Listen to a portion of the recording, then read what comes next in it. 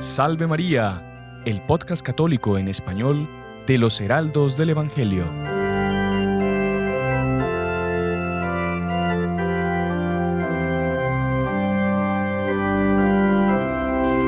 Muy estimados amigos que nos acompañan por nuestro canal de YouTube y por las otras plataformas por las que sale nuestro programa. Sean bienvenidos una semana más a Salve María con los Heraldos del Evangelio. Este programa, podcast católico que hacemos, los Heraldos del Evangelio de El Salvador, aquí desde nuestros estudios, muy contentos de estar una semana más con ustedes. El día de hoy estamos con el hermano Juan Andrés. Salve María, hermano Juan Andrés. Salve María, una alegría estar con todos ustedes tratando sobre la Santísima Virgen. Qué mejor tema que hablar de nuestra madre, ¿no? Nunca nos podemos cansar. Y tenemos un invitado muy especial, un viejo amigo de este canal, uno de los fundadores del canal Heraldos del Evangelio de El Salvador. A quien le debemos mucho, alias. Sí, vamos a ver cuándo le pagamos. Pero le debemos mucho y estamos muy contentos de que nos pueda acompañar el día de hoy en este programa tan especial, que es el hermano Roberto Castillo. Salve María, hermano Roberto. Salve María, muchas gracias hermano Sebastián, hermano Juan Andrés y a todos los que nos acompañan por este medio. Realmente es una alegría estar nuevamente por acá, ¿verdad? Ya hasta ni me acordaba cómo era el estudio, ¿verdad? Pero es una alegría poder estarles acompañando y, como decía el hermano Juan Andrés, pues tratando de un tema tan especial como no puede dejar de ser nuestra madre, y nuestra madre en la advocación de Guadalupe. Exactamente. Tan cercana a nosotros. Tan querida por nosotros. Recordamos, antes de comenzar a grabar, hablábamos con el hermano Roberto de esa oportunidad que tuvimos de ir al santuario de Guadalupe cuando llegamos a los 100,000 suscriptores hace un tiempito ya. No sé si pueden escribir ahí en los comentarios quiénes ya estaban suscritos al canal en esa época. Sería interesante saber quiénes fueron esos primeros 100,000. Exactamente. Y me acuerdo que cuando fuimos ahí al santuario, consagramos este canal a la Virgen de Guadalupe, porque fue como una especie de agradecimiento, de ofrecimiento que le hicimos a ella por todo lo que se estaba consiguiendo con el apostolado, pues la conversión de tantas personas. De hecho, este cuaderno que tengo aquí fue elaborado en esa época. Y aquí estaba viendo un poco el recorrido que hicimos. Dice, viaje a México 9 de noviembre del 2020. ¡Wow! Y como las metas que teníamos para los programas de esa época era visita al santuario, recorrido de las apariciones, rosario en la basílica, rosario en los jardines, historia de las apariciones, milagros, códice guadalupano y, punto importante, acto de consagración del canal a la Santísima Virgen y velas por nuestros seguidores. Claro, no sé, qué bonito. Gran parte de eso lo pudimos cumplir, otras cosas pues no fue posible, pero bueno. Estamos aquí otra vez reunidos para hablar de nuestra madre, la Santísima Virgen de Guadalupe. Que bueno, capaz ya muchos habrán leído la historia, habrán escuchado algunos otros programas mismo de canales hermanos de los Heraldos, pero no viene, o sea, nunca sobra hacer un programa más. Siempre hay muchas cosas que decir de la Santísima Virgen y de Guadalupe, que revela tantos misterios. Y últimamente, incluso con los descubrimientos científicos, se ha ido conociendo cada vez más. Entonces yo creo que es un tema inagotable, ya sea por lo que ella nos puede manifestar, así como por los milagros que continuamente ella está haciendo en favor de cada uno de nosotros. Perfecto. Si les parece, hermano Juan Andrés, hermano Roberto, comenzamos hablando resumidamente de la historia en sí de las apariciones, cómo fue que se dio, sobre San Juan Diego, quién era San Juan Diego, un poco también un contexto histórico de lo que ocurría en México en la época, y así vamos descubriendo poco a poco pues cómo fue que se dio ese maravilloso milagro de la presencia de Nuestra Señora hasta los días de hoy con nosotros en la tilma, y después ir revelando poco a poco todo el simbolismo, todo lo que está oculto atrás de significado de esa maravillosa tilma, del códice guadalupano. El famoso códice guadalupano. ¿Sí le parece, hermano Roberto? Claro que sí. Yo creo que es interesante enfocarnos también en la persona de San Juan Diego, porque hay que tener en cuenta que él fue uno de los primeros cristianos de América, si lo vemos por esa forma. Él, junto con su tío Juan Bernardino y su esposa Lucía, fueron bautizados por los 12 primeros misioneros franciscanos que llegaron a América, entre los cuales se encontraba don Juan Fray de Zumárraga, ¿no? Fray Juan de Zumárraga, que llegó a ser el primer obispo de México y de América. Entonces es interesante que cuando la Virgen se apareció en 1531, él ya había sido bautizado, si no me equivoco, en 1524, o sea, ya tenía unos más de 5 años de ser bautizado. Y él se dirigía a la catequesis, a la misa desde su ciudad, iba hasta Tlatelolco a recibir la catequesis que le enseñaban los sacerdotes que eran ministros de Dios. Y en esas circunstancias fue cuando la Virgen se le apareció. No es que él andaba cultivando la tierra o cuidando ovejas como los pastorcitos de Fátima, no, él se dirigía a la iglesia. Y muchas veces, por el trato que la Santísima Virgen le daba a él, de Juan Dieguito, Juanito, hermano Juan Andrés, aquí, ¿verdad, Juanito? La Santísima Virgen lo trataba con mucho cariño porque era de los primeros cristianos, de los primeros hijos de nuestro Señor Jesucristo en tierras americanas. Pero él se dirigía a recibir esa catequesis cuando la Santísima Virgen le habló. Entonces, él ya tenía esa disposición de alma, esa disposición de espíritu hacia la fe, que era algo muy difícil en los primeros indígenas también, porque eran muy reacios a la conversión. Para ellos, lo único que tenía valor pues eran sus culturas, sus tradiciones, sus dioses. Y hay que diferenciar a San Juan Diego de la cultura azteca, porque él era tolteca. Hablábamos con el hermano Sebastián antes, no si era tolteca, si era mexica, ¿verdad? Pero ahí nuestros seguidores mexicanos nos corregirán. Él se dirigía a esa formación que le daban los sacerdotes y iba también con una preocupación que era la de su tío Juan Bernardino, que estaba enfermo. Entonces él se dirigía a rezar, a pedir por él, por la salud de su tío. Y él se bautizó junto con su esposa Lucía y tenía todo ese deseo de aprender cada vez más. Entonces San Juan Diego perdón, que hay varias ideas y cosas que se van juntando. Nuestra Señora tenía ese trato con él, Juan Dieguito, Juanito, que en español no tiene mucho significado. Podría ser como que hay el cariño que la Virgen le tiene y eso. Pero en náhuatl, que era el idioma que hablaba San Juan Diego, era la terminación tzin, Juan Diego tzin, que era un diminutivo, pero que se utilizaba para tratar a las personas con veneración, con amor, con dignidad.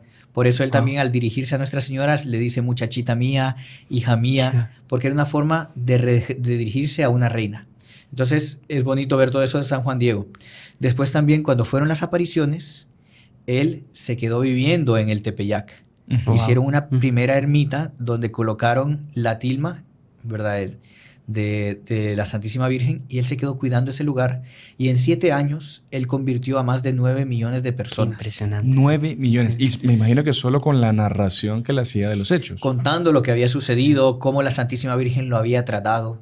Porque eso es muy importante tener en cuenta, que el trato que la Santísima Virgen le dio a él era muy digno, muy elevado, con mucho respeto, con mucho amor, con mucho cariño. Y él se dedicaba a contar ese trato que la Virgen le había dado a las personas, y las personas quedaban impresionadas con eso y se convertían y aceptaban la fe. Qué bárbaro. Pero si usted me permite un paréntesis, hermano Roberto, para dejar claro algo. Nosotros tenemos acceso a la historia, fue justamente gracias a esas narraciones que el propio San Juan Diego hacía y que fueron recopiladas por Don Antonio Valeriano, sí, que también era un indígena que era súper culto, ¿no? Era muy culto. Él hablaba náhuatl, hablaba español a la perfección y hablaba latín. Y él es el que escribe el famoso Nican Mopowa. Exactamente.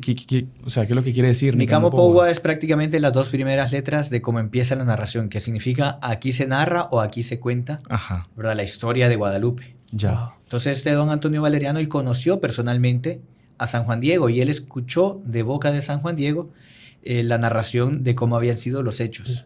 No sé si me permite, hermano, interesantísimo y lindísimo sobre todo, el cómo lo que más le impactaba a ellos era el trato que había tenido la Santísima Virgen con él, ¿no? Uno ve que, bueno, la Santísima Virgen, reina del universo, ella podría, digamos, aparecer de cualquier manera, ¿no? O sea, hablar y tratar de cualquier manera, pero no. Ella trata con suma dignidad, con sumo cariño, con suma estima, y tanto así que los derrite a todos. Y eso fue lo que los convirtió. Y además también, hermano Juan Andrés, hermano Roberto, no me dejarán mentir, ellos vivían acostumbrados justamente a un trato fuerte, agresivo, porque los aztecas, pues justamente para cumplir la sed de sangre que tenían esos dioses a los que ellos adoraban, que eran dioses verdaderamente satánicos, ellos casi que vivían con el miedo de ser escogidos para ser sacrificados El tipo de guerra que los aztecas hacían se llamaba la Guerra Florida. Era un tipo de guerra no tanto de conquista, sino de captura de prisioneros, para tener prisioneros para ofrecerle a Dios Sol. De cosecha, que ellos le llamaban. Exacto. Ellos cosechaban prisioneros para eso. Y interesante, el nombre de San Juan Diego en náhuatl, él se llama, voy a ver si lo pronuncio bien, ¿verdad? En mi náhuatl no es muy, muy bueno, pero haremos el intento. Cuahuatlatzin. Y significa el que habla como águila. Wow. Porque él quizás tenía esa misión, o sea, de hecho él tenía esa misión de transmitir lo que la Santísima Virgen había hecho por él y por el pueblo mexicano y por toda América Latina y todos los que somos sus hijos. Hablando de eso, antes de continuar, tengo aquí las diferentes aprobaciones que los papas han ido dando a lo largo de la historia. Qué bonito. Y cómo la han ido resaltando la aparición de Nuestra Señora de Guadalupe. La primera indulgencia plenaria en rezarle a Nuestra Señora de Guadalupe fue dada por Urbano VIII en el año de 1644. Ya en 1754, el 12 de diciembre, es nombrada patrona de México. Desde 1754.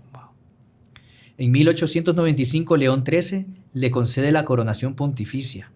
En 1910, San Pío X, el 24 de agosto, la nombra patrona de América Latina. Y Pío XI, de todas las Américas, la nombró patrona. Ya Pío XII, en 1945, la nombró emperatriz de América. Y Juan Pablo II canonizó a San Juan Diego. Pero interesante también ver que en la cultura indígena, San Juan Diego se quedó viviendo en los alrededores del Tepeyac, contándole a las personas todo lo que la Virgen había hecho con ellos, y se dedicaba a cuidar el templo, a barrer, a limpiar, pero uno diría, y hacer los oficios más humildes y todo. Es curioso que en la cultura indígena sucede lo siguiente. Por ejemplo, ahora que no me han visto por el canal es porque estoy en Guatemala de misionero, y ahí nos contaban que en los pueblos indígenas, una vez al año, se hace el sorteo de la familia que va a estar encargada de cuidar el templo del pueblo, entre los pueblos indígenas.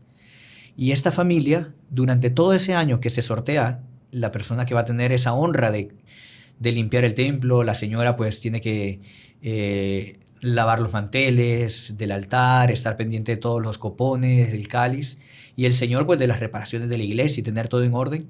Esa familia durante todo ese año no pueden hacer trabajos del campo, no pueden cultivar su tierra. La señora, si tiene hijos, si tiene familia, no puede cocinar en su casa, no puede hacer trabajos del hogar. Tienen que otras familias llegar y hacerles el trabajo del hogar, cultivarles el campo al Señor. ¿Por qué? Porque ellos están dedicados durante ese año al servicio de Dios, al templo. Entonces es algo tan dignificante, ¿verdad? Servir a Dios, servir al templo, que es lo que San Juan Diego hizo. Él se fue a vivir a ese templo y se dedicaba a servir a Nuestra Señora teniendo en orden en la pequeña iglesia que habían construido. Entonces es muy bonito saber eso, ¿no? Que él tenía esa misión de comunicar a los demás por ser el que habla como águila, de transmitir a los demás todo eso. Sabe que hablando de eso, el que habla como águila, justamente San Juan Evangelista es conocido, tiene como símbolo el águila. Por el águila. Exactamente. Y justamente él representa también esa devoción a Nuestra Señora, ese amor, esa consagración a Nuestra Señora, ¿no? Vean las palabras. Un poquito, no vamos a leer todo el Nicamo Powa porque es un texto muy extenso. O sea, digamos, no es tan extenso, o sea, es extenso relato, como para leerlo en un podcast, pero yo recomiendo a las personas que lo busquen. En internet se consigue un PDF súper fácil y es súper interesante. O sea, está la historia narrada por propio San Juan Diego. Y lo que comentaba usted, el relacionamiento, el convivio, la convivencia que tiene la Virgen con San Juan Diego es algo emocional. Entonces es muy recomendable. Hemos seleccionado aquí unos trechos, ¿no? Solo para que la audiencia pues sienta, ¿verdad? El sabor de cómo era ese trato entre la Santísima Virgen y San Juan Diego. Dice que cuando la vio, cayó de rodillas delante de ella. Ella le dice: escucha, hijo mío, el menor, Juanito, ¿a dónde te diriges? Y él le responde: mi señora, reina, muchachita mía, allá llegaré, a tu casita de México, a Tlatelolco, a seguir las cosas de Dios, que nos dan, que nos enseñan quiénes son las imágenes de nuestro Señor, nuestros sacerdotes. Qué interesante, qué bonito, qué profundidad, ¿no? La Virgen le responde: sábelo, ten por cierto, hijo mío, el más pequeño. Pongan atención en estas palabras porque para los indígenas tienen mucho significado en náhuatl propiamente. Sábelo, ten por cierto, hijo mío, el más pequeño, que yo soy la perfecta, siempre Virgen Santa María, Madre del verdaderosísimo Dios por quien se vive, el creador de las personas, el dueño de la cercanía y de la inmediación, el dueño del cielo, el dueño de la tierra. mucho quiero, mucho deseo que aquí me levanten mi casita sagrada. Todas estas palabras que acabamos de leer eran dioses que ya existían entre la cultura azteca. Y vean lo que significa en náhuatl. Ometeotl, ¿verdad? Que significa Dios papá y Dios mamá. Era el más fuerte y principal aspecto de Dios. Son palabras que en náhuatl están utilizadas por la Santísima Virgen. Inhuelneli Teotl, Dios de la gran verdad. Impalnemowani, aquel por quien vivimos. Inteoyocani, creador de las personas. Intloquenahuaque, dueño de lo que está cerca y junto. Inhuilcagua Intlaltipaque, Señor del cielo y de la tierra. O sea, son términos que la Santísima Virgen usa, que ellos ya tenían relacionados a sus dioses, pero la Virgen se describe con esos términos. Qué interesante. O sea, Dios de la cercanía, yo soy la madre de Dios. En el fondo está diciendo todo eso. Y no solo por sus palabras, sino aquí yo creo que vamos entrando un poco en el aspecto visual que la Santísima Virgen quiso dejar estampado en su tilma, que es lo que llamamos nosotros el famoso Códice Guadalupano, que es sin decir ni una sola palabra, por solo ver la tilma, la imagen de la Virgen de Guadalupe, ya San Juan Diego y los otros indígenas captaban el mensaje que la Santísima Virgen les quería dar. Ahora, hermano Roberto, solo para no perder un poco el hilo, digamos, de la historia. Se da esa aparición, la Santísima Virgen se presenta con todas esas, esos nombres, y le pide que vaya a ver al obispo. Es eso, ¿no? A Fray Juan de Zumárraga.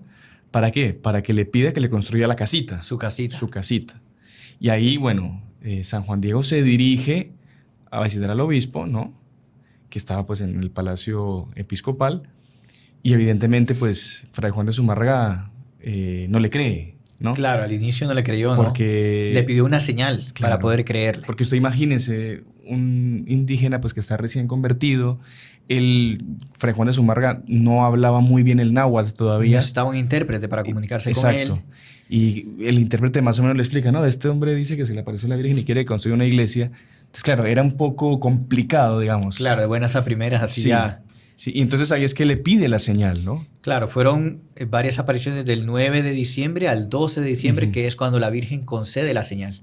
En ese medio tiempo es que se enferma su tío Juan Bernardino y que la Virgen le dice que no se preocupe, que él va a estar bien, que antes que nada vaya y cumple el encargo que le pide, ¿no? De llevar la señal al obispo.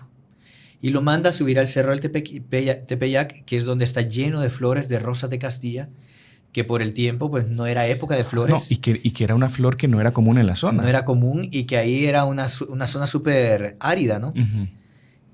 No eran que...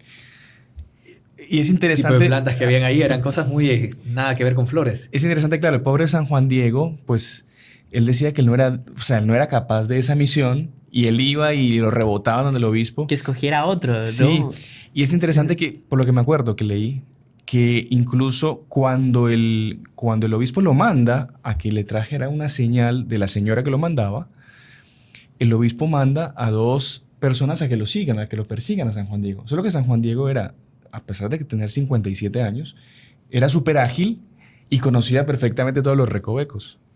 Y estos hombres que van detrás de San Juan Diego lo pierden de vista.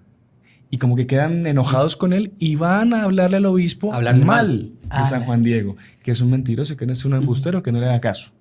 Entonces el pobre San Juan Diego... Claro, menos crédito. Menos crédito tiene, claro. Y ahí es que se le aparece la Virgen nuevamente y le dice que vaya a agarrar las rosas. Y que es interesante que él viene con las rosas delante de la Virgen. Y la Virgen le bendice las rosas. Le bendice las rosas y la Virgen se las organiza, se las pone en el propio ayate, ¿no? Le va poniendo como que organizándose las rosas. Es súper bonito eso. Imagínese dice que no se las enseña a nadie a no ser al obispo. Exactamente. Y todavía él va a la casa del obispo y está con la tilma, ¿no? Doblada, y la gente tratando de ver qué tiene ahí, él no se las enseñaba y casi que lo agrede, ¿no? Ajá. Y ahí, bueno, el obispo se da cuenta y lo hace entrar, pero casi después de varias horas que habían pasado. No, él se planta en la puerta del palacio y le dice, no, hasta que el obispo no me atienda, yo no me voy de acá. Y la persona que escribía le decía, yo estoy seguro que él estaba dispuesto a morir, pero él no iba a mostrarle lo que llevaba adentro, lo que llevaba, solo al obispo. Muy, muy bonito, muy interesante, ¿no? también el lado simbólico de ser rosas, ¿no? Que la Santísima Virgen haya escogido rosas. El rosario, ¿no? O sea, exactamente, y no solo eso, es la reina de las flores también. Sí, claro. Es un símbolo la flor perfecto. que más representa a la Santísima Virgen, ¿no? Exacto. La rosa mística, ¿no? Exactamente. La rosa mística. Y bueno, ahí deja ella esa muestra al obispo de que realmente era ella. Y cuando el obispo ve, pues no cabe la mayor duda porque no es algo de creación humana. Es algo tan perfecto que hasta hoy en día es de estudios, ¿no?, científicos y que haya durado tanto tiempo también es una prueba de la autenticidad. Porque la tilma, el ayate, era hecho de isotl, ¿verdad? Una fibra vegetal que a los 50 años pues se deshacía. Ya vamos a cumplir 500 años. ¿Sabes? Qué bárbaro. En 1531 del 2031, entonces ya se va a celebrar los 500 años de las apariciones. Pero la Virgen quería mostrar a través de su imagen, de su figura, muchas cosas. Y es interesante ver el rostro de la Santísima Virgen. No sé si da para ver aquí, se alcanza a ver ahí nuestros seguidores, pero bueno, la imagen de la Virgen de Guadalupe es tan conocida que todo el mundo la conoce. ¿Verdad? Que el rostro de la Santísima Virgen, nosotros podemos ver que tiene trazos finos de una joven de gran belleza, lleno de ternura, de compasión, de misericordia, de consuelo y amor, y se inclina en signo de humildad y disposición a escuchar nuestras súplicas. Parte de lo que la Santísima Virgen dice en el Nican Mopowa es que esa casita sagrada es para escuchar las súplicas de sus hijos, que desahoguen el llanto de sus aflicciones delante de ella, porque ella está ahí para consolarlos, para ayudarnos. Entonces, la imagen de ella no es erguida completamente, sino que está inclinada como una madre que está escuchando a sus hijos. Y sabe que tiene una curiosidad también, que justo en el medio de la tilma pasa la costura. Y si la Virgen no hubiese inclinado la cabeza, la costura pasaría justo frente a su cara. Entonces tiene esa... Deformaría. O sea, exactamente. Es tan perfecta que hasta esa inclinación que la Virgen quiso hacer... Yo llegué a escuchar incluso que la inclinación es igual a la inclinación de la Tierra. Exactamente. O sea, tiene un montón de la inclinación de la cabeza coincide con la inclinación de la Tierra. Y los indios se decían, es importante esta mujer porque se para frente al sol, pisa la luna y se viste con las estrellas. Pero su rostro nos dice que hay alguien mayor que ella porque está inclinada en símbolo de respeto. O sea, no era una diosa, pero era muy importante porque cubría el sol, que hay que tener en cuenta que el dios principal de los aztecas era el dios sol. Nadie podía ponerse delante del sol. Y esta mujer se paraba delante del sol, se pisaba la luna y se cubría con un manto de estrellas. Muy interesante. O sea, que quiere decir que ella estaba por encima de todas esas deidades, evidentemente. Claro, que es todos los astros y todo lo que ellos adoraban. Los ojos, bueno, ya los ojos daría para hacer otro podcast solo sobre eso. Sobre los ojos de la Santísima Virgen, con todos los estudios científicos que se han llevado a cabo hoy en día. Manifiesta misericordia y compasión, sus ojos tienen reflejo, como cualquier ojo humano. Y en estudios más recientes se han podido descubrir imágenes de personas. Eso es lo que nos referimos, ¿no? Que se han visto por las leyes de la óptica, análisis de los ojos de la Santísima Virgen, y se ve reflejado en los ojos de ella las personas que estaban cuando San Juan Diego mostró la tilma al obispo Fray Zumárraga. Han conseguido reconocer a las personas, sí, ¿no? Al obispo, a los ayudantes que estaban en el momento. Las manos también, que, mejor la veo aquí porque para ir describiéndola. En posición de oración, de actitud de oración, con las manos juntas sobre su corazón. Hay unas personas que también dicen que como que la Virgen trae un regalo, porque los indígenas cuando traían algo como que lo traían entre las manos y se lo daban a la persona. Qué bonito. Entonces, ¿cuál es el regalo que ella nos trae? ¿Cuál es el regalo que María trajo al mundo? Pues nada más y nada menos que nuestro Señor Jesucristo. Y otro detalle interesante, hermano Ron, antes de que nos olvidemos, porque esto vale la pena contarlo. En la cultura de los indígenas, cuando usted mandaba flores, simbolizaba de que usted estaba como que haciendo un juramento de que lo que usted estaba diciendo era verdad. Entonces, incluso decían que cuando una tribu quería declararle la guerra a otra, le mandaba flores. Una especie de mensajero, mire, le declaramos la guerra, papá, y le da un ramo de flores. No era porque quería agradarlo, sino que era una forma de decir que de verdad te vamos a atacar y prepárate. Entonces, a la Virgen queriendo mandar flores, como que juraba de que lo que estaba diciendo San Juan Diego era verdadero. Es muy, muy interesante. Qué bonito, Así es. Sí, o sea, es la Virgen cumpliendo su palabra, pero lo interesante de todo eso es comunicándose con un lenguaje que ellos eran capaces de captar. Para los españoles capaz no decía nada, todo lo que ellos veían. veían, claro, muy bonita la imagen, pero claro, un indígena veía y ya le hablaba, y ya entendía perfectamente. Hay varios códices en las culturas indígenas, ¿no? Entonces, hay muchas imágenes que ellos utilizaban como códices, ya para transmitir un mensaje verdadero. Y eso de las manos, pues muy interesante, esa actitud de oración con las manos juntas sobre su corazón. O sea, el regalo que ella trae sale de su corazón. Porque recordemos que a lo largo de la historia, ¿no? A lo largo de los siglos, los profetas anhelaron la venida del Mesías. Ajá. Anhelaron la venida de nuestro Señor, del Redentor de Israel. ¿Cuántos santos no vieron en el Antiguo Testamento que pedían a Dios que viniera un Redentor? Y Dios se hacía oídos sordos. Pero fue del corazón de María Santísima que ella lo pidió ser la esclava de la Madre del Señor, y eso fue lo que atrajo a Dios a la tierra. O sea, ella es la que trajo a nuestro Señor Jesucristo por sus súplicas, por su humildad, por su pureza, trajo a Dios a la tierra. Y es trayendo a esta nueva tierra que acaba de ser descubierta, América, porque había sido descubierta en 1492, solo que la pacificación de México fue en 1521 o 22, que acabó la guerra. Entonces, una vez acabada la guerra, la Virgen traía la verdadera paz. Qué bonito. Que era nuestro Señor Jesucristo. Qué bonito. Y era ese presente, ese regalo que era nuestra salvación justamente para este la paz verdadera, que es la paz de la fe, de la religión, de la conciencia tranquila, ¿no? De los mandamientos. Porque también, lamentablemente, los aztecas rendían culto pues a los demonios, ¿no? A los dioses falsos. Sí. Ellos, pues todos estos sacrificios que hablábamos en un inicio, eran cultos al demonio. Claro. Incluso hay crónicas de la conquista donde se ve que habían tótems, imágenes que hablaban o que pedían sacrificios. Que pedían sacrificios. Hernán Cortés escucha a uno de los tótems esos famosos, que él decía, era una voz satánica que quería sangre de niños, que pedía que hicieran sacrificios para él poder alimentarse. Y Hernán Cortés fue él mismo con sus propias manos destruyó el tótem ese. Claro, era una esclavitud a la que estaban sometidos los indios, una esclavitud del demonio, y la Virgen venía trayendo ese mayor regalo que era la libertad de los hijos de Dios. ¿Sabe un detalle interesante, ¿verdad? Que usted habla de esclavitud. Bueno, en nuestros días la forma de la esclavitud es así, ¿no? Es poner usted sus manos entre las manos del Señor, ¿no? Tanto así que, bueno, los caballeros en las iglesias antiguas, uno sabe que la persona era caballero cuando en la imagen donde está enterrado tiene las manos juntas, porque significa el vasallaje, ¿no? La Santísima Virgen también, por así decir, es la esclava del Señor, ¿no? Claro. Que todo tiene un simbolismo impresionante. Es impresionante. Hermano Roberto, hermano Juan Andrés, tenemos que hacer una pausa, lastimosamente, el compromiso nos lo pide, pero ya regresamos, no se muevan porque está muy interesante el tema y continuaremos explicando, el hermano Roberto, lo que es todo el Códice Guadalupano. A ver, esperemos que nos dé tiempo. Así que no se muevan, ya regresamos. Salve María. Bueno, y continuamos con la segunda parte de nuestro programa Salve María, con los heraldos del Evangelio de El Salvador. Y hoy estamos hablando de Nuestra Señora de Guadalupe, la emperatriz de América. Ya hemos visto en la primera parte un poco la historia de las apariciones, de cómo fue que se dio el milagro de la tilma, y el hermano Roberto nos estaba explicando todo el simbolismo que está, digamos, a la vista de la imagen de Nuestra Señora, que para las culturas indígenas era todo muy claro cuando lo veían a primera vista, pero para nosotros pues tiene un montón de misterios que estamos tratando de descubrir hoy con el hermano Roberto. Lo que se llama el Códice Guadalupano, ¿no? Exactamente, nos habíamos quedado viendo las manos.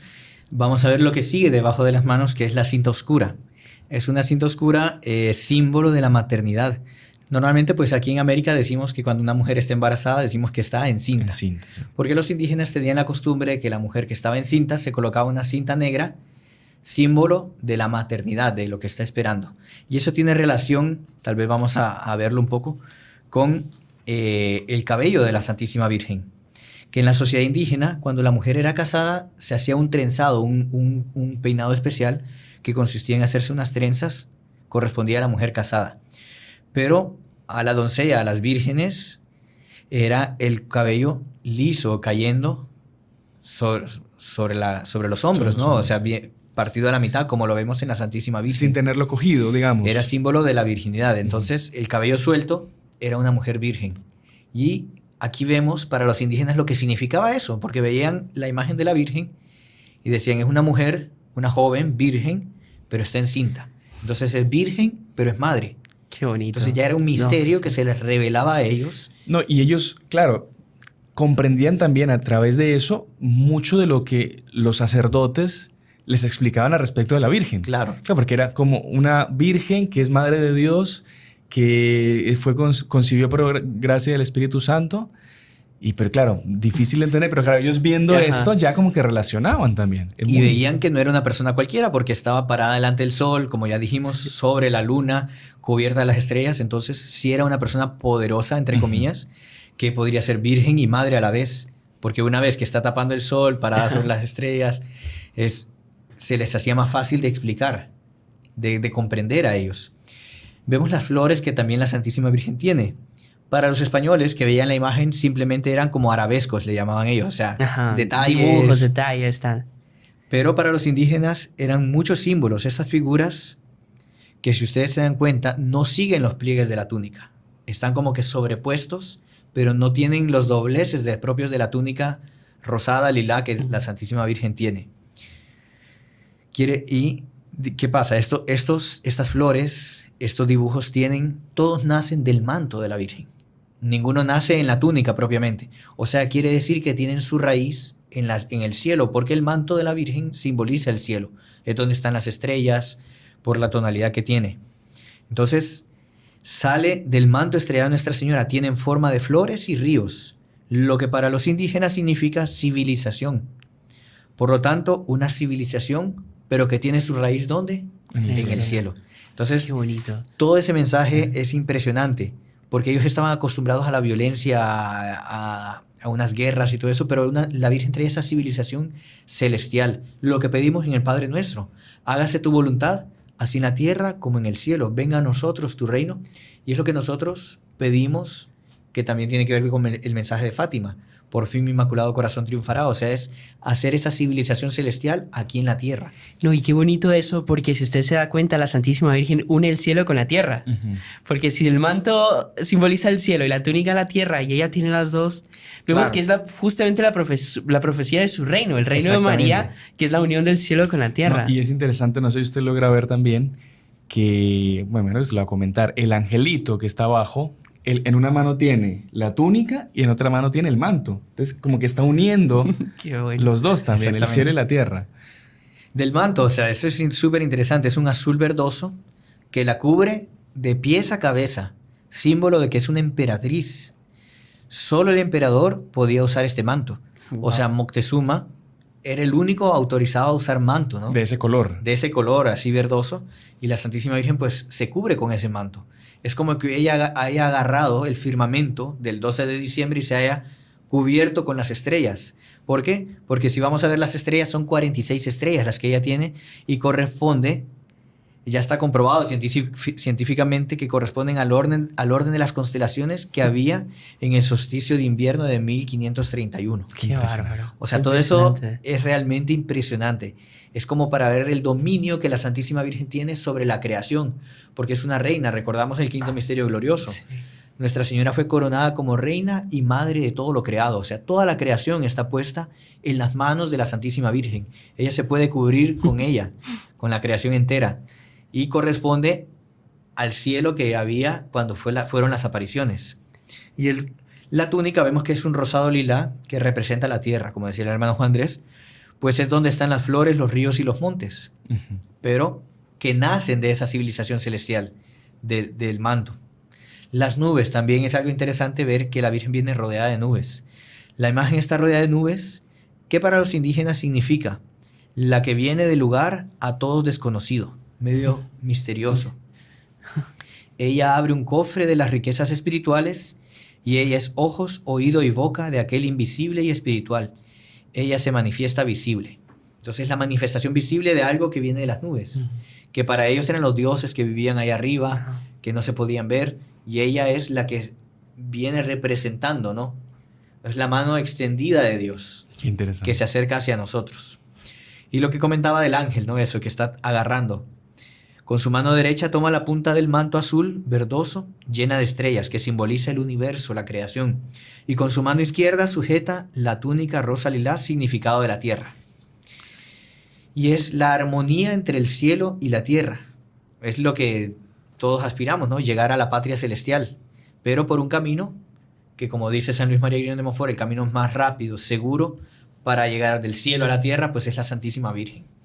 Ahora, hermano Roberto, también se dice que el que está abajo de la Virgen no es un ángel común y corriente, sino que por las alas que tiene, que no son alas de ángel normal, por así decirlo, que siempre pues, los ángeles, aunque son puro espíritu, se representan con alas. Este ángel tiene como que alas de águila. Y entonces hay incluso una explicación que dice que es el propio San Juan Diego que está ahí. Claro, porque está relacionado con el nombre. El ¿no? nombre, ¿no? Cahuatlatzin. El que habla como águila. El que habla como águila. Entonces, pues él fue el gran mensajero el gran mensajero de lo que la Santísima Virgen venía trayendo, ¿no? A estos pueblos, de transmitir eso para ellos. Entonces, es muy bonito. Y si ustedes ven el ángel, una característica, no sé si algunos ya lo habían notado, pueden escribir ahí en los comentarios, es un ángel calvo, tiene una calva. ¿Ah, sí?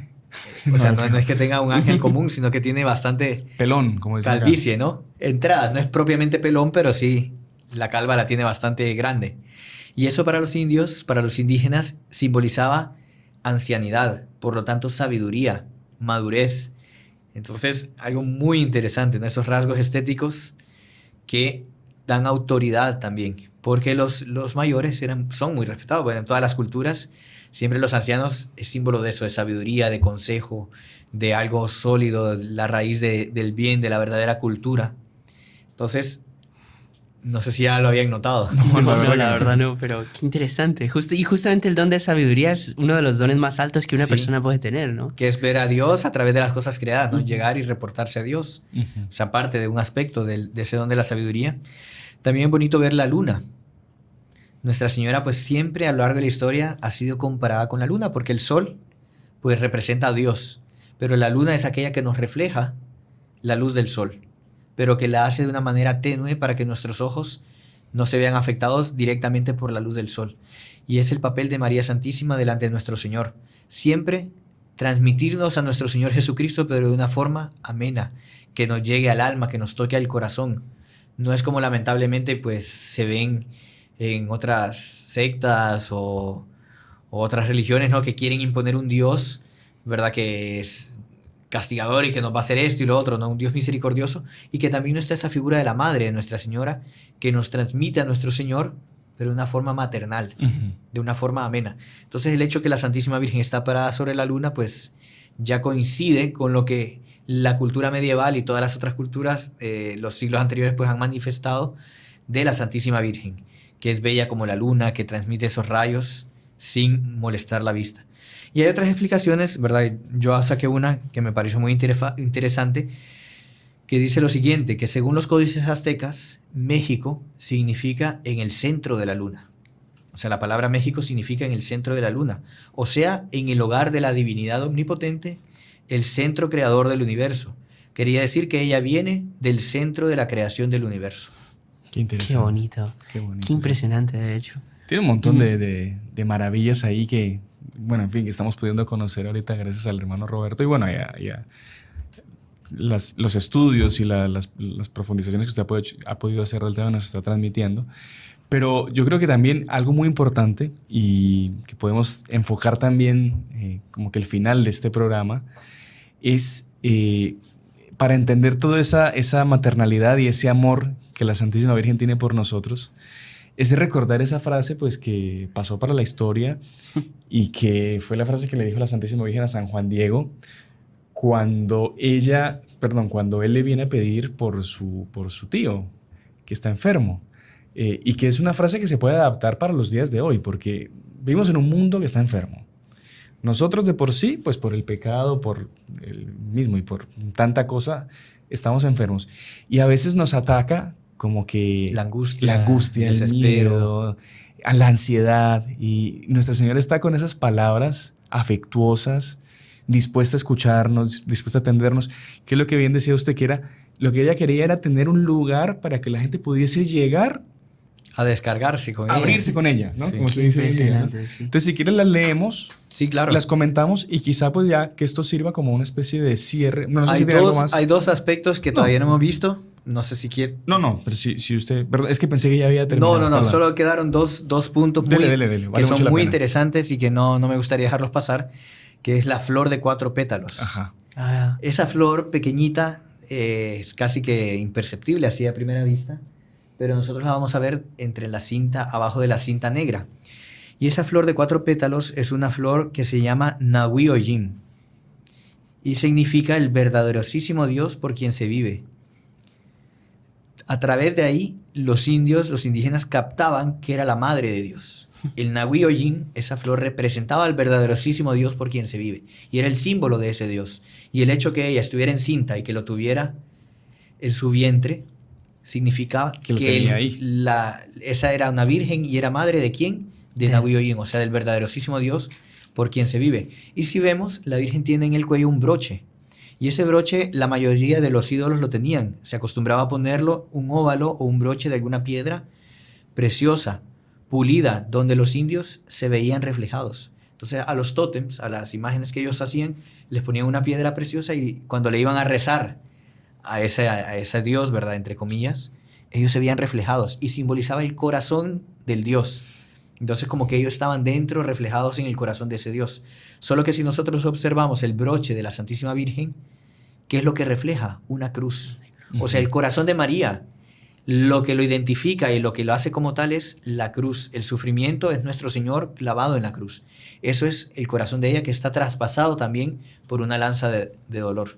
Qué bonito. Qué impresionante. Entonces, habrían otros aspectos, ¿verdad?, que podríamos resaltar, pero yo creo que por el tiempo, pues sí, estamos un poco apretados. Lastimosamente, siempre es nuestro peor enemigo el tiempo. Pero bueno, si les parece entonces, como que pongámonos nosotros en el lugar y también toda la gente que nos ve y que nos escucha, en la posición de San Juan Diego, ¿no? De que está delante de la Santísima Virgen. Su tío está por morir. Claro. Y él necesita pues ese favor de la Santísima Virgen. La Virgen tiene una misión para él, igual que para cada uno de nosotros, ¿no? Y nosotros pues tenemos eso que a veces nos impide cumplir esa misión que la Virgen tiene para cada uno de nosotros. Los afanes del día a día, Exacto. ¿no? Exactamente. Y la Santísima Virgen pues nos quiere hablar a cada uno de nosotros. Veamos esto como si fuese, porque en realidad lo es, para cada uno de nosotros, ¿no? Entonces lo leo textual para no contaminar el relato, ¿no? Pero dice así la Santísima Virgen.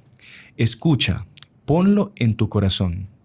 Hijo mío, el menor, que no es nada lo que te espantó, lo que te afligió, que no se perturbe tu rostro, tu corazón. No temas esta enfermedad, ni ninguna otra enfermedad, ni cosa punzante y aflictiva. O sea, no hay que temer a nada. Enfermedad física, moral, espiritual, nada. Dice aquí la Santísima Virgen, no estoy yo aquí que tengo el honor y la dicha de ser tu madre. O sea, bonito. El honor y la dicha de ser tu madre.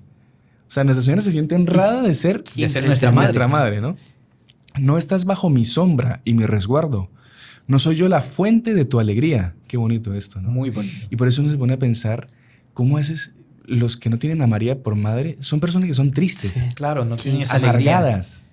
Porque no tienen esto, la alegría nuestra alegría de la Santísima Virgen. ¿Por qué? Porque nos acerca a Jesús verdaderamente. No estás en el hueco de mi manto. Qué bonito eso. En el cruce de mis brazos. ¿Acaso tienes necesidad de alguna otra cosa? ¿Qué más se puede pedir, no? O sea, uno sentirse, o sea, bajo el manto de la Virgen, en el huequito del manto, como dice ella. Todo eso sí tiene un significado, ¿no? Para ellos, sí. Ponérselo en el hueco del manto. O sea, son cosas que impresionantes, sí. Si vamos a analizarlas así de profundidad.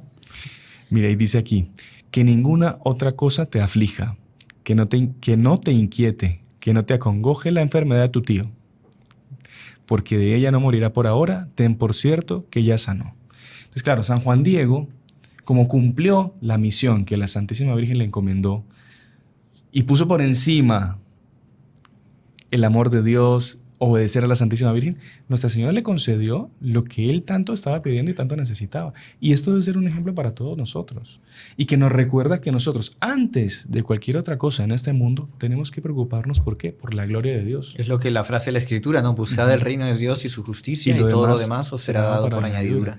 Entonces, es muy importante que nosotros, pues, nos llevemos como enseñanza del programa de hoy este mensaje de la Virgen, que aunque fue dado en el año 1531, cada día toma pues como que más importancia y más relevancia en nosotros, sus hijos, que tan necesitados estamos hoy en día de ese amparo, de ese sentirse amados por la Santísima Virgen. Claro.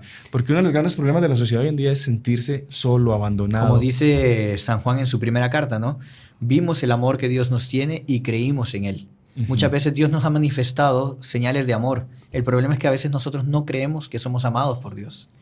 Porque vemos las dificultades de la vida, los afanes de esta vida y pensamos que Dios no nos ama.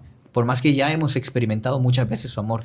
Pero lo importante está en creer que somos amados. Y ahí está la mayoría y la solución de los problemas. Sabe que una cosa interesante también es de que podemos, o sea, nos puede rechazar cualquiera, todo el mundo entero nos puede rechazar, pero va a haber un lugar donde siempre vamos a ser bien acogidos y es el corazón de la Santísima Virgen, ¿no? Sabe que también Monseñor Juan, nuestro fundador, él, para explicar un poco la devoción a la Virgen, ¿qué es la devoción a la Virgen? Él daba la siguiente metáfora. Yo puedo venir aquí y preguntarles si ustedes ya probaron el mangostán. El mangostino. El mangostino. Bueno, el mangostino, yo puedo venir y explicarles, bueno, es una fruta que tiene el sabor de la cereza, el sabor de la miel, es blanco por dentro, oscuro por fuera, pero si ustedes pueden entender todo lo que yo les diga, pero si ustedes nunca lo probaron. En la práctica no van a... No se puede hacer idea verdadera. Exactamente. Y pasa algo así con la Santísima Virgen. Cuando una persona pasa por una dificultad, pasa por una situación tremenda y donde esa persona se abre con la Santísima Virgen y siente ese cariño de la Santísima Virgen, ahí es propiamente donde se puede decir que la devoción a la Santísima Virgen en esa persona nació. Claro, a todos nosotros nos enseñaron desde pequeños a tener esa devoción a la Santísima Virgen. Pero a partir del momento en que la sentimos y la experimentamos en nuestra vida, nosotros podemos decir que ya somos devotos de la Santísima Virgen.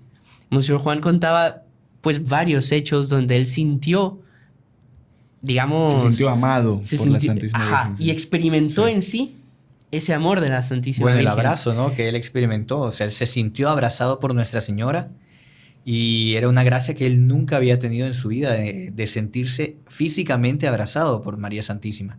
Que incluso lo narra, ¿no? En el libro que escribió sobre la Santísima Virgen, María Santísima, el paraíso de Dios. Y es una gracia pues que él desea para todos, ¿no? De que ese abrazo sea extensivo a toda la humanidad, a todos nosotros. Qué bonita. Y bueno, yo creo que el Reino de María no va a ser otra cosa sino un gran abrazo de Nuestra Señora a los hombres. Un abrazo constante de Nuestra Señora a la humanidad, sí. Para los hijos. Ese sentirse abrazados, ¿no? Usted ve que todos los hombres, independientemente cuando hay un peligro, lo primero que dicen es mamá. O sea, un soldado puede estar allá en el frente, te está herido, lo primero, mamá, ¿no? Y es ese mamá, la Santísima Virgen, el sentirse abrazados por ella, que eso es lo que cura todo, ¿no? Es impresionante. Bueno, yo creo que pues yo creo que habría tanta cosa que decir. Solo lo último, si me permiten, no sé cómo estamos de tiempo, pero... Puede, por favor. Perdón, ahí tomarle su tiempo y todo, ¿no? No tenga pena. Ya que no estamos tan seguidos por acá, ¿verdad? Pero aprovechar pues las oportunidades que tenemos. No, la Santísima Virgen pues parte de ese regalo que ella nos trae, porque si ustedes van a ver del 9 de diciembre al 12 de diciembre, ¿a cuántos días estamos de la Navidad? Estamos prácticamente a 12 días. Menos de dos semanas, ¿no? De la Navidad. El gran regalo es nuestro Señor Jesucristo que Él traía a la humanidad. Vemos una mujer encinta que está por dar a luz. O sea, ya cerca de la fecha de Navidad que ella se apareció. Entonces, ella traía para nosotros a nuestro Señor Jesucristo.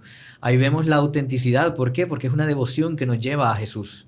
No es una devoción que nos aleja de Jesús, sino al contrario, nos acerca a Él. Y es lo que la Santísima Virgen siempre quiere, llevarnos a Jesús. Claro. Y es lo que la Virgen de Guadalupe venía diciéndoles, yo los llevaré a mi Hijo. Qué bonito. Entonces, ella está por dar a luz. Qué bonito eso. Y bueno, como usted dice bien, estos días que se acerca la Navidad, pues aprovechémoslos para meditar en ese gran misterio que es el nacimiento de nuestro Señor y ese preciosísimo regalo que la Santísima Virgen pues, nos ha dado a todos nosotros, a toda esta humanidad, que teníamos las puertas del cielo cerradas, pero que gracias a ese sí de ella, claro, de hacerse esclava, es que hoy en día pues, podemos aspirar a esa vida eterna que Dios quiere tanto para nosotros que pasemos ahí con Él por toda la eternidad, ¿no? Y bueno, pidamos esa gracia, ¿no? Que Nuestra Señora nunca, a pesar de que nosotros seamos lo que seamos, nunca pierda esa honra que ella siente de llamarse nuestra madre. De ser nuestra madre. Porque pues por más pecador que uno pueda ser, una madre nunca desanima de un hijo. Una madre siempre va a decir que su hijo es el mejor hijo de todos, pero ayudémosle un poco. Y después usted ve que la Virgen le dice el más chiquito de mis hijos, ¿no? Sí. O sea, independientemente, a la madre no le importa. Tú tienes 120 años, siempre va a ser el hijo menor. Y no solo eso, el hijo menor siempre es el más débil, el que más necesita de protección. El consentido. El consentido, quizás no sea el mejor, así que estamos incluidos todos en ese hijo pequeño, ¿no? En ese hijo chiquito. Entonces, por más hijos pródigos que podamos ser, pues sepamos tener esa confianza, ese amor, ¿no? De hecho, pues ella venía rescatando a los hombres, ¿no? Que estaban sumergidos pues en esa adoración al demonio y esa cultura de la sangre. Ella nos importó por eso, venía a rescatarlos para llevarlos a su hijo. Y muchos puede que estemos en esa situación, ¿verdad? Entregados a los vicios, en el pecado, pero lo importante no es desconfiar de María, sino dejarnos como un hijo en sus manos. Abrirnos con ella, descargar nuestras preocupaciones, todo abrir, exactamente. Y que ella pues sea la solución y la alegría y el sentido también de nuestra vida, ¿no? Que excelente. Nos lleva a nuestro Señor. Bueno, hermano Roberto, muchas gracias. Gracias a usted, de verdad, por tener la paciencia de tenerme por aquí. Ha sido una alegría estar ahí. Ha sido un programa, yo diría un programa muy bendecido, porque cuando estábamos preparándolo decíamos, bueno, la Virgen de Guadalupe, todo el mundo la conoce, todo el mundo habla de ella, todo el mundo va a hablar de ella. Pero lo más bonito es como que contar también experiencias de lo que uno ha sentido con ella, contar lo que nuestro fundador, ese amor que ha sentido de ella y bueno, transmitir esa confianza que hay que tener en la Virgen, esa esperanza y bueno, pues agradecerle a Nuestra Señora por eso, ¿no? Por habernos reunido aquí y por tener la presencia también a todas las personas que nos están acompañando. Así que bueno, hermano Roberto, nuevamente gracias y si les parece rezamos una Ave María para terminar, pidiendo que Nuestra Señora pues nos dé cada día más unión a ella y más amor a ella y a su divino Hijo, nuestro Señor Jesucristo, que está por nacer en estos días. En el nombre del Padre, y del Hijo, y del Espíritu Santo. Amén. Dios te salve María, llena eres de gracia, el Señor es contigo, bendita tú eres entre todas las mujeres, y bendito es el fruto de tu vientre Jesús. Santa María, Madre de Dios, ruega por nosotros pecadores, ahora y en la hora de nuestra muerte. Amén. Nuestra Señora de Guadalupe, ruega por nosotros. En el nombre del Padre, y del Hijo, y del Espíritu Santo. Amén. Nos vemos la próxima semana, si Dios quiere. Salve María. María.